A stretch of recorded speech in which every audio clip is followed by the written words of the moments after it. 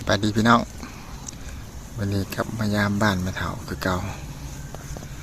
มาเบิ่งงัวคือเก่า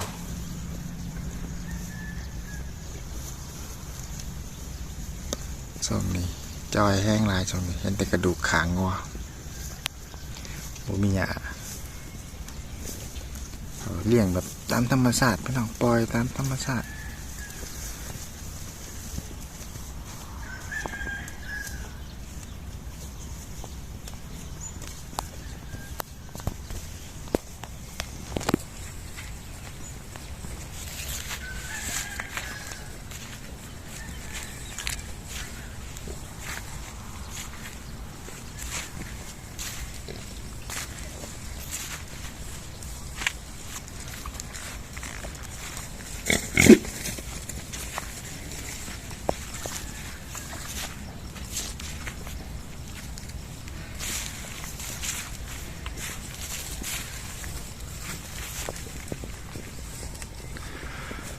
ปล่อยอยู่ใน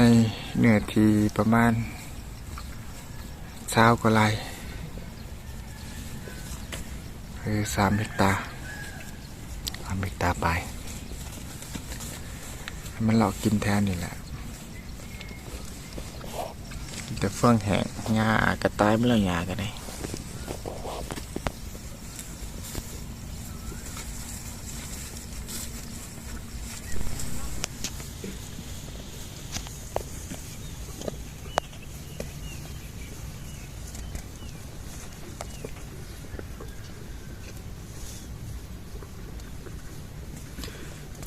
บรรยากาศยามเช้าอากาศดี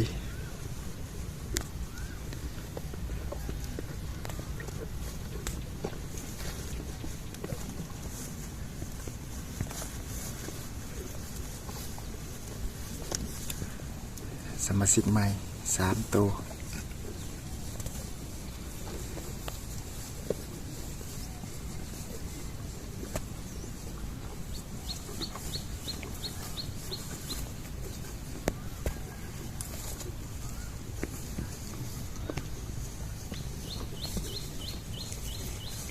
มานี่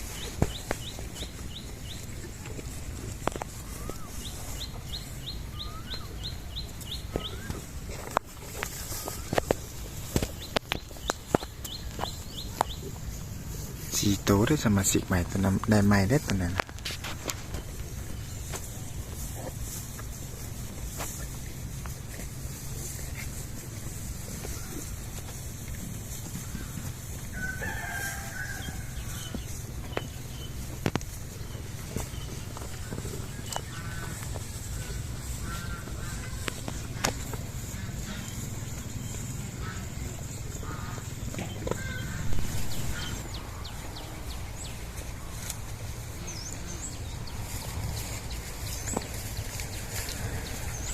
พื้นที่สำหรับปล่อย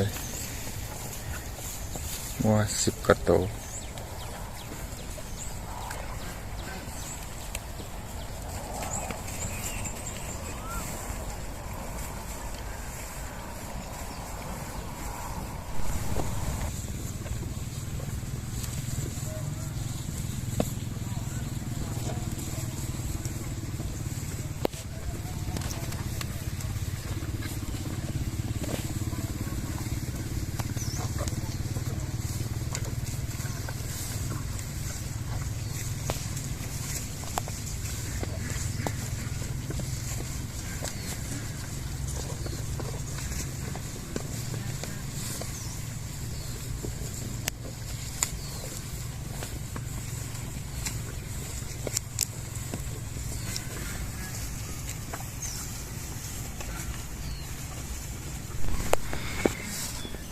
งัวพอพันธุ์กะตัวนี้แล้วสิเป็นงัวพอพันธุ์ตัวต่อไป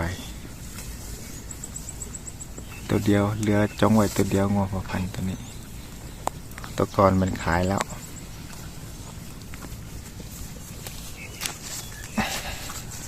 จงต้นอยู่ไว้เหลือตัวพอพันธุ์ตัวเดียวตัวนี้